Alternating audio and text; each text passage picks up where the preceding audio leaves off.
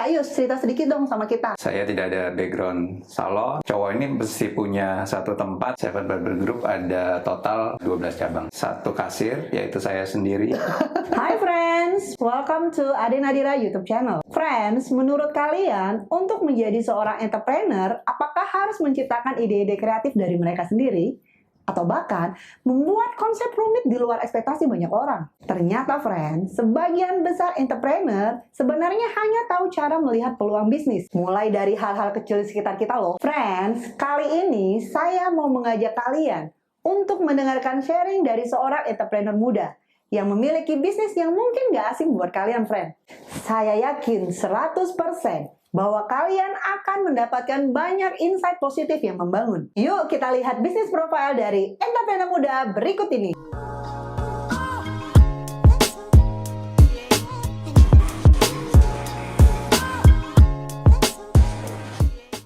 E-Talk, Entrepreneur Talking with Ade Nadira. Welcome friends, hari ini kita kedatangan satu entrepreneur muda yang saya yakin kalian sudah melihat bisnis profilnya tadi. By the way Kak Yus, thank you so much sudah mau hadir dan hari ini mau berbagi tips buat kita di sini. Kabarnya gimana nih Kak?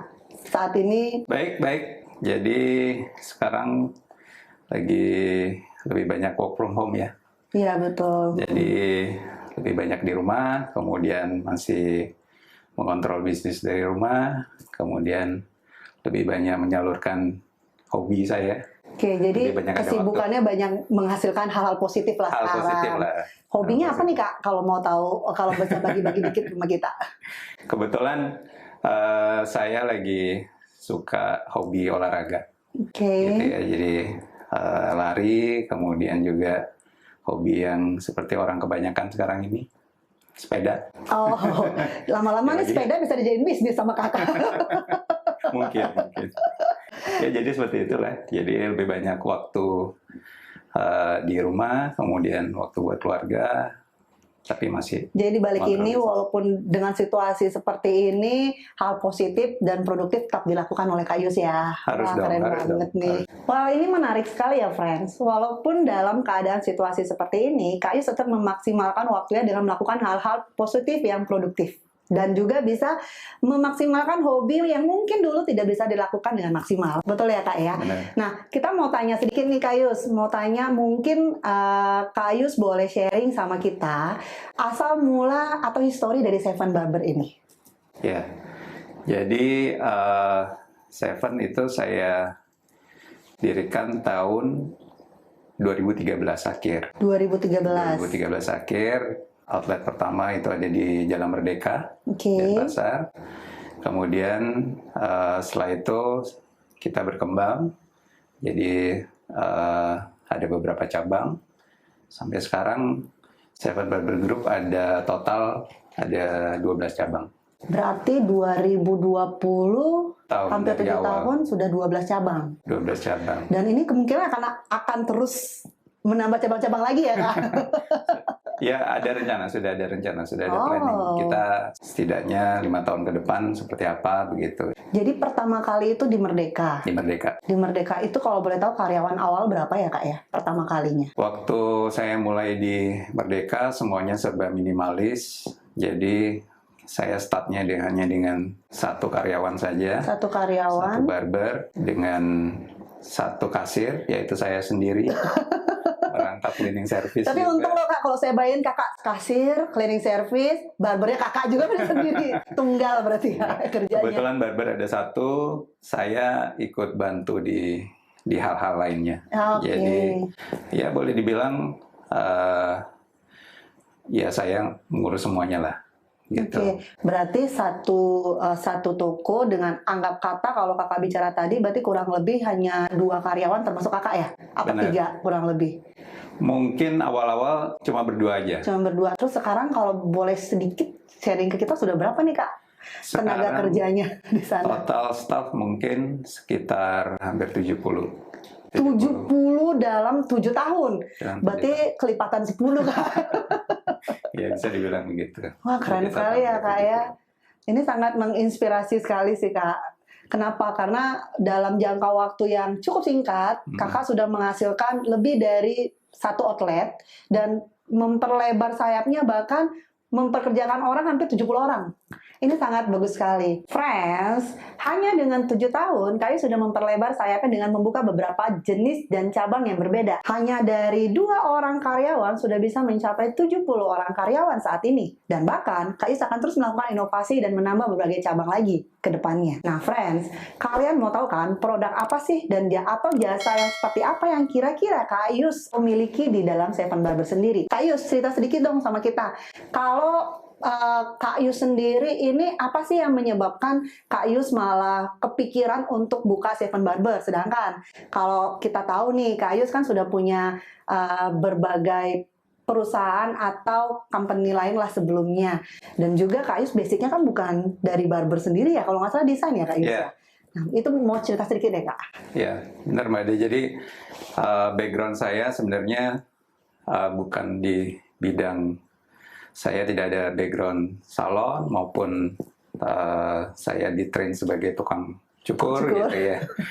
Itu semuanya berawal dari sebenarnya dari kebutuhan saya sebenarnya. Jadi di awal-awal saya waktu itu merasa susah sekali di Bali ini mencari tempat potong buat khusus buat pria. Jadi yang ada pilihannya waktu itu hanya Maduratna atau pangkas rambut ya, dan salon ya yang seperti kita tahu itu unisex ya, bisa wanita bisa pria, campur lah ya. Campur. Gitu. Saya merasa wah kayaknya cowok ini mesti punya satu tempat yang bisa mereka merasa nyaman gitu ya, dan juga servisnya memang fokus di cowok gitu ya, yang saya bilangnya men's grooming. Gitu. Jadi saya merasa sudah waktunya untuk cowok ini ada tempat khusus. Jadi makanya saya buat Seven ini. Seven jadi berawal dari kebutuhan Kak Yus sendiri. Kebutuhan pribadi sebenarnya. Potong rambut, jadi bingung mau kemana, tapi cari kenyamanan. Gimana caranya biar nyaman gitu ya Kak ya. Dan saya juga survei, saya lihat juga banyak juga waktu itu belum ada. Belum ada, dan saya lihat kayaknya ada potensinya, ada kebutuhannya gitu cowok untuk. Berarti kalau kita bisa bilang ini barber yang khusus untuk pria itu pertama kali dari Seven Barber. Mungkin bisa dibilang begitu ya. Pada awal-awal itu saya rasa kalaupun ada itu masih ya tempatnya mungkin masih belum modern gitu ya. Jadi kita bilang konsepnya berbeda lah ya. Konsepnya berbeda gitu ya. Jadi saya coba menghadirkan sesuatu yang baru untuk di Bali ini gitu. Sebenarnya saya ada satu kalimat yang menurut saya pengen banget saya dalami lagi nih Kak. Nah tadi bicaranya nyaman pria. Maksudnya ini kenyamanan dalam segi apa ya Kak ya kalau untuk pria? Karena kalau perempuan biasanya memang saya kan sering juga nih pergi untuk ke salon. Saya nyamannya ya udah sama langganan saya satu, saya di sana deh pokoknya nggak mau. Pokoknya terapisnya itu aja. Nah ini kalau dari segi atau kacamata pria sendiri nyamannya ini dalam segi apa ya Kak ya? Ya nyaman itu kan jadi kita ini pria ini perlu tempat semacam apa ya, manscape gitulah ya. Jadi tempat yang bisa nyaman begitu ya, pergi bisa nyaman ngobrol dengan casternya atau barbernya, kemudian tempatnya juga nyaman, bersih. Itu sih sebenarnya konsep awalnya Seven gitu. Jadi saya ingin buat sesuatu tempat yang nyaman, modern, dan bisa jadi lifestyle pria kekinian. Jadi ngikutin selalu ya gaya rambut model baru untuk laki-laki seperti apa. Gitu. Dan itu juga salah satu poin penting di dalam Seven, kita selalu mencoba untuk mengikuti tren, gitu ya. Ya kalau bicara men's grooming ya potongan rambut, kemudian tren apa ini yang sekarang lagi hits gitu ya. Waktu zaman berarti itu ada semacam development kecil lah untuk para barber di sana ya Kak ya. Karena kan mungkin mereka dulu belajarnya potong rambut mungkin model cepak gitu deh, atau sekarang modelnya cikrak. Nah sekarang tiba-tiba di ini beralih lagi nih modelnya mungkin rambutnya apa. Jadi mereka benar-benar jadi kalau dibilang men's grooming yang paling simpel lah potongan rambut, itu kan selalu Iya, berubah terus. berubah. Berubah terus. Kalau dulu mungkin dulu potongan yang sempat hits potongan mohawk gitu ya. Iya. Mohawk semua cowok potongannya mohawk. Entah cocok atau nggak cocok, Entah pokoknya cocok, pokoknya mohawk aja.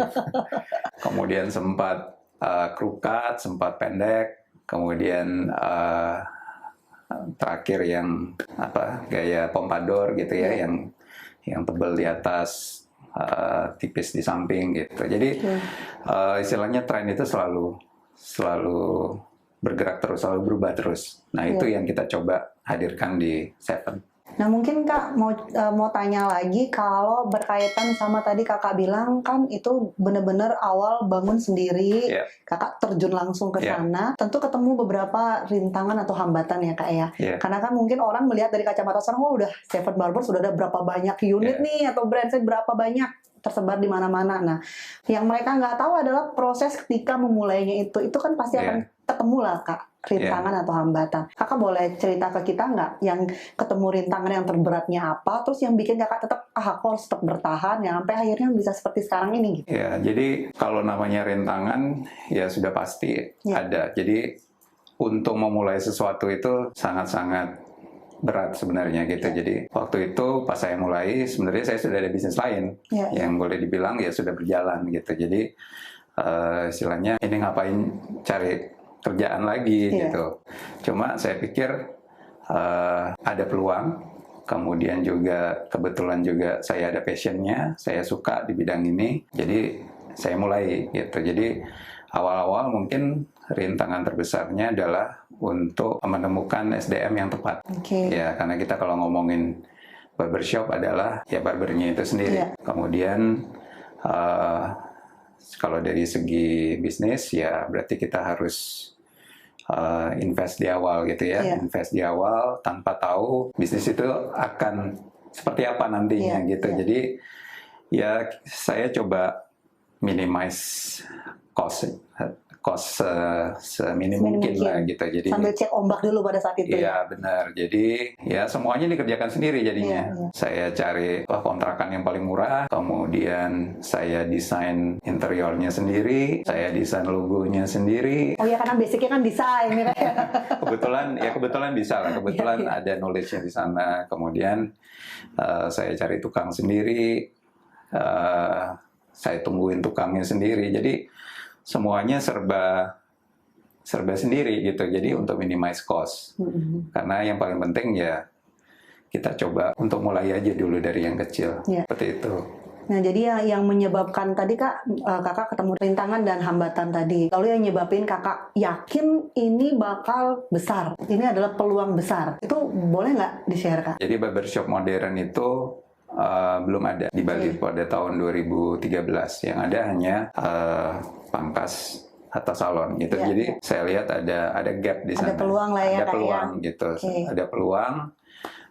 Dan saya lihat di kota-kota besar lainnya itu tren itu sudah mulai gitu. Kenapa enggak saya coba untuk di Bali? Untuk di Bali dan terbukti waktu itu ya berhasil gitu. Nah, friend, ini sebenarnya adalah suatu hal yang menarik. Kenapa? Kak Ayus melihat peluang ada terbuka lah di depan dari hanya kegiatan sehari-hari yang Kak Ayus sendiri. Ada peluang dari kenyamanan laki-laki di mana untuk potong rambut ini adalah kebutuhan pria. Yang mungkin dilakukan 2 minggu sekali harus ya Kak ya, karena cepat panjang gitu kan rambut. Nah, ini Kak Ayus melihat itu potensi bisnisnya ada dan passionnya Kak Ayus gunakan. Saya ada passion di sini, saya ada bisa desain, walaupun modal belum dimaksimalkan sekali pada saat itu, tapi akhirnya sekarang terduplikasi dengan baik ya Kak ya. Betul sekali. Nah, ini menurut saya sangat challenging memang di awal, tapi itu kembali dari kalian semua, friend. Kalian pintar-pintar melihat peluang yang ada, melihat segala opportunity di depan mata. Nggak perlu harus berpikir lagi untuk out of the box, karena sebenarnya peluang bisnis itu ada di mana aja. Oke Kak Yus, kalau kita sekarang masuk dan berbicara mengenai target market sendiri, kan saya tahu dari Seven Barber itu banyak tersegmentasi nih, barber-barber yang lain mulai bermunculan ya dari Kak Yus sendiri. Boleh share ke kita nggak Kak segmen yang Seven Barber apa, terus yang barber yang lainnya apa, dan Kakak melihatnya peluangnya seperti apa? Jadi di Seven Barber Group sendiri itu ada 3 brand. 3 brand. Jadi Seven Barber, kemudian Union Barber, dan Tokyo Barber. Oke. Dan masing-masing punya segmennya sendiri-sendiri, Betul. target market. Tapi yang saya bisa katakan bahwa di dalam Seven Barber Group ini sebenarnya kita ngarahnya ke family.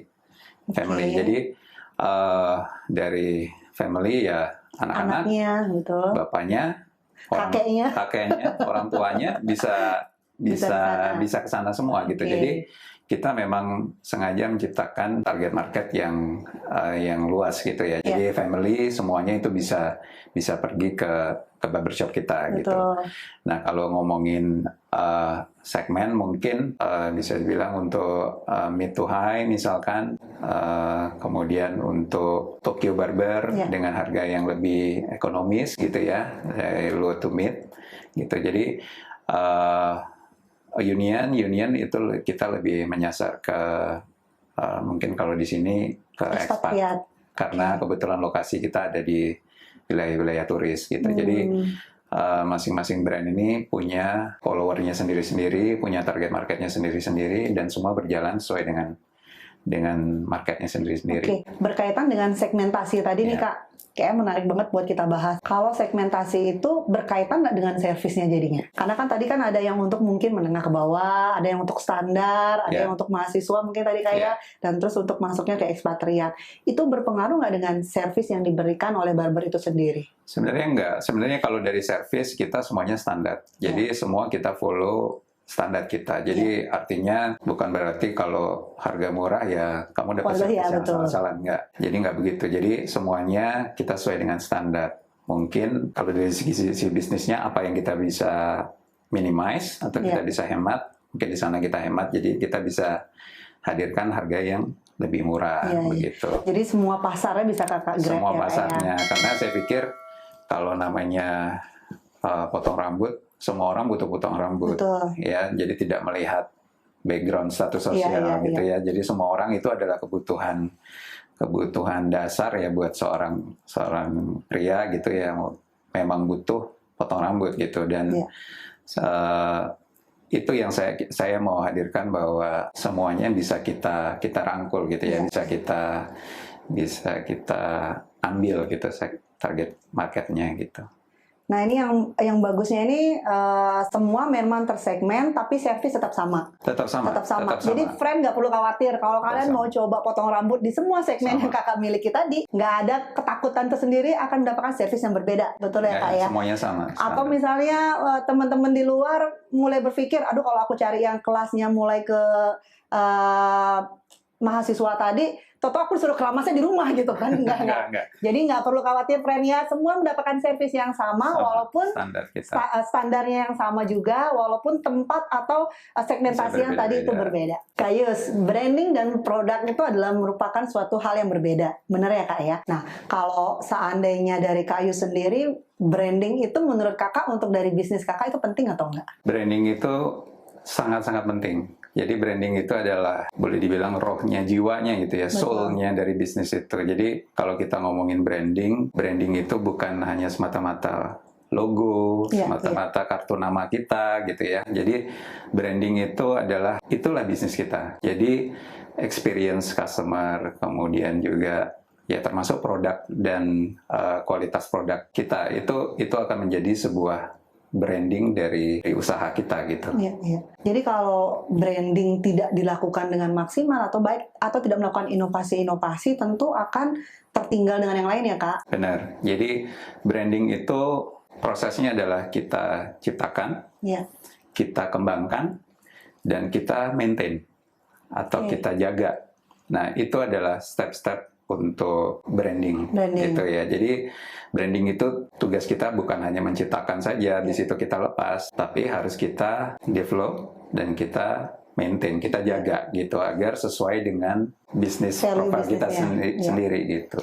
Kak, kalau di awal tadi kan Kakak cerita bahwa Seven Barber ini anggap kata lah kita asumsikan bahwa barber pertama untuk laki-laki yang masuk ke Bali ya Kak ya. Nah itu menurut pandangan orang kan ada dua. Dari kacamata orang ada yang menganggap itu positif, ada yang negatif. Positifnya gini, oh belum ada pasar yang lain nih, jadi marketku luas. Ya. Betul ya Kak? Nah yang negatifnya, aduh aku males loh buka produk yang baru di sini, belum tentu diterima oleh masyarakat. Benar. Ya. Nah kalau untuk di yang tadi saya bilang kekurangan tadi, berarti di negatif tadi, berarti ini adalah suatu hal yang memerlukan branding yang cukup besar. Ya. Ya Kak ya. Nah, boleh Kakak cerita sama kita nggak di sini bahwa branding apa yang Kakak lakukan sehingga sekarang kalau orang potong rambut tuh ya udah deh ke Seven Iya. Barber aja gitu. Jadi yang paling penting di branding itu adalah kita harus konsisten. Iya. Jadi dari awal itu kita sudah harus tahu plan-nya itu kita akan arahnya kemana gitu. Dan kita harus konsisten di jalan itu. Jadi jangan berhenti di tengah-tengah.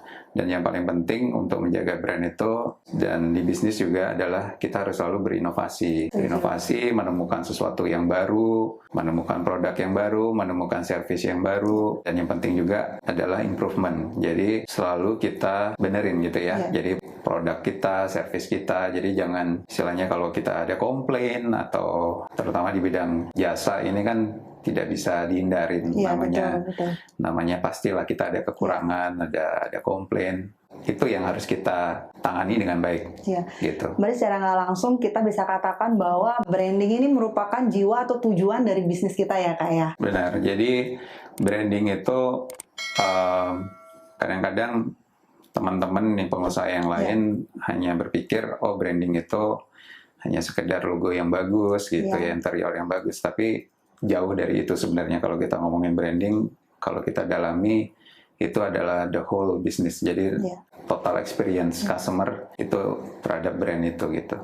Mungkin tujuannya sampai suatu saat kita selalu misalnya ketemu orang tanya, halo mau kemana? Mau potong rambut mana? Seven Barber, walaupun potong tempat lain gitu ya. Benar.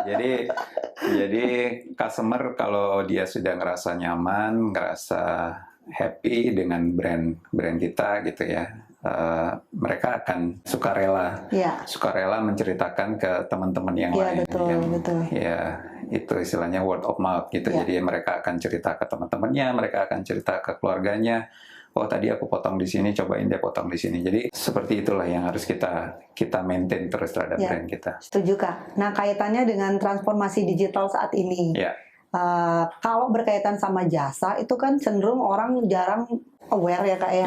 Saya lihat. Nah, kalau dari Seven Barber sendiri sudah melakukan ada inovasi tersendiri nggak untuk platform digital seperti ini? Jadi kita sudah melakukan inovasi di bidang digital dengan meluncurkan apps. Ya, jadi kita punya 2 apps sekarang. Jadi Seven Barber apps. Kemudian yang satu adalah Seven Barber Home Service. Ini ada di semua gadget ya Kak ya? Ada di saya sambil download deh Kak ya kalau gitu ya. Jadi ada di platform Android dan platform Mac. OS. Jadi dengan menggunakan app itu customer kita bisa reservasi secara online.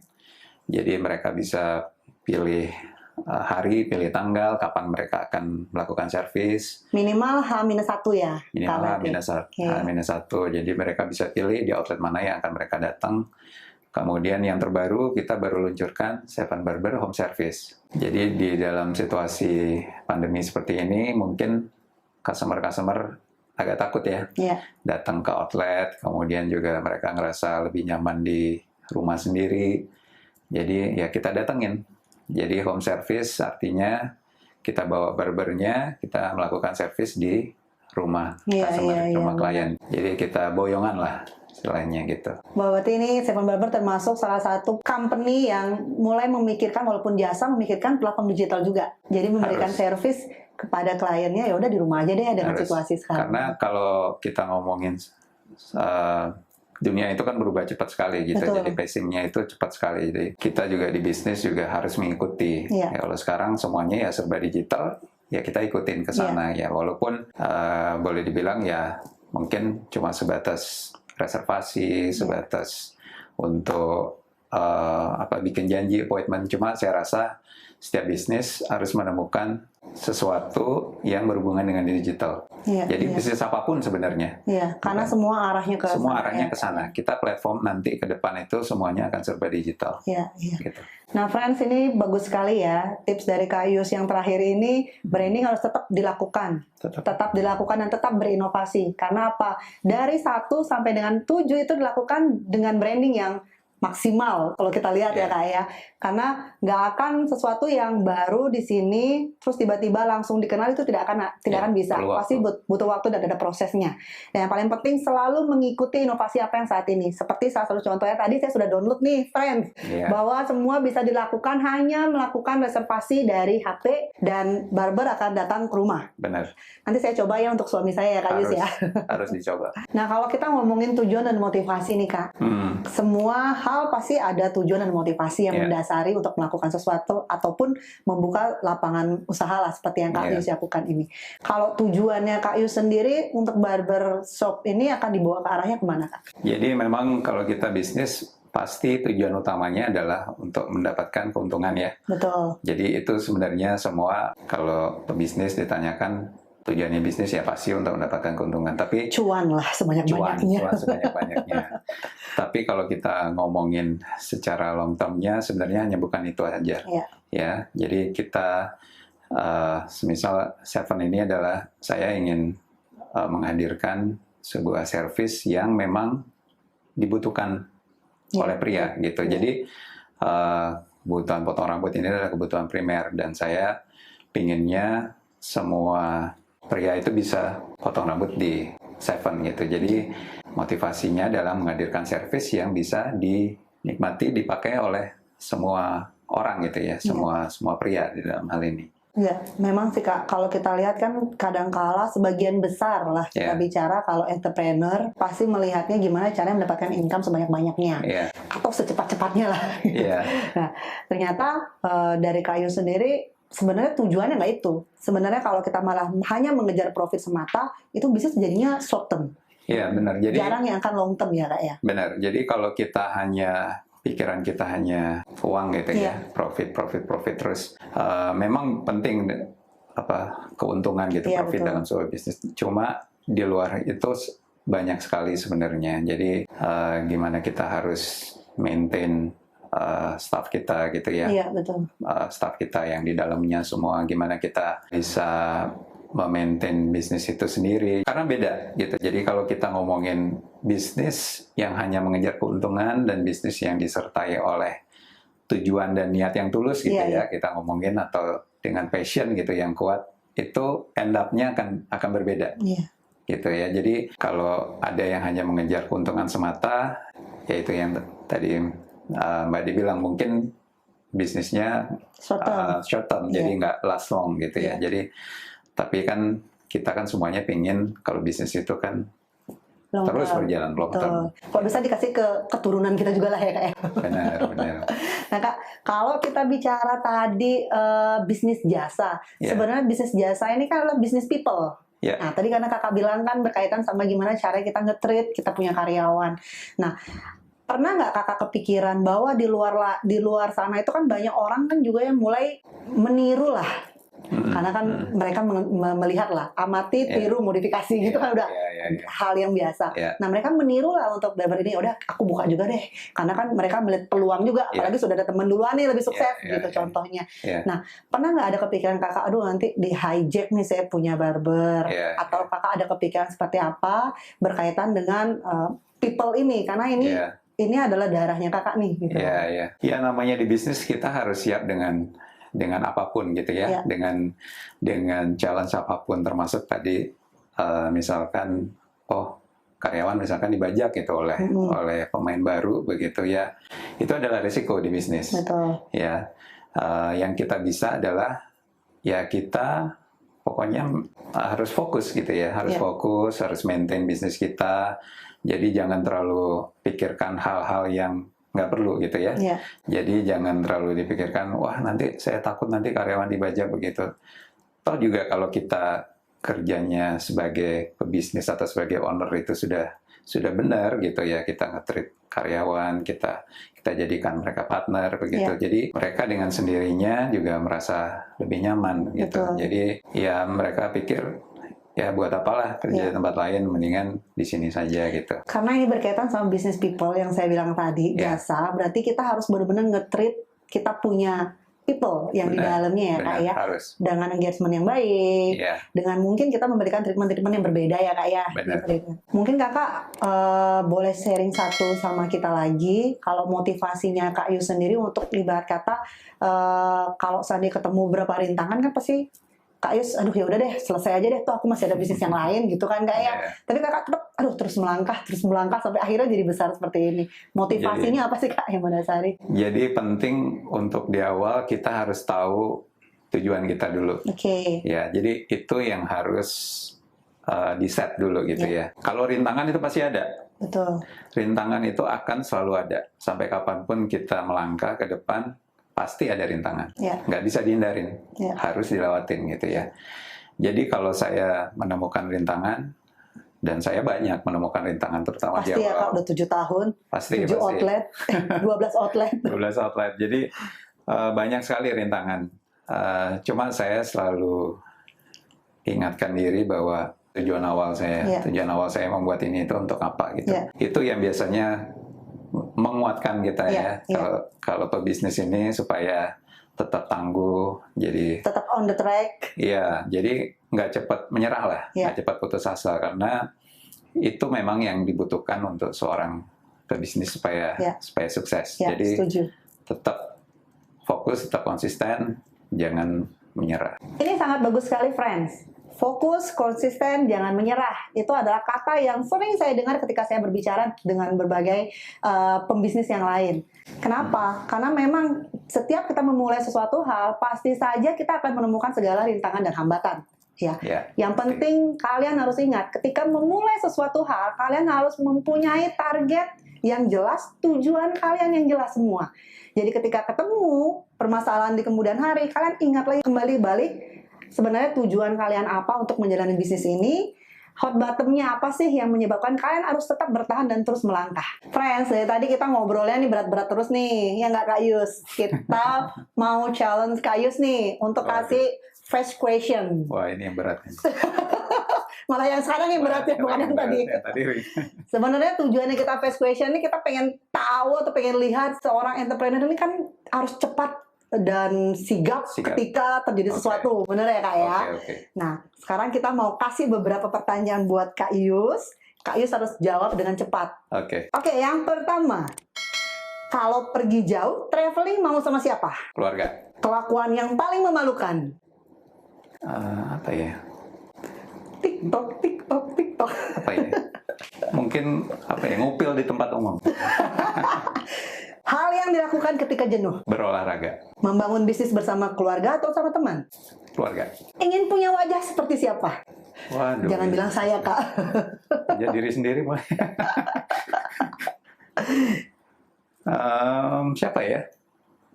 Mungkin ada artis Korea, kan suami istri suka K-pop sekarang. Oh, iya.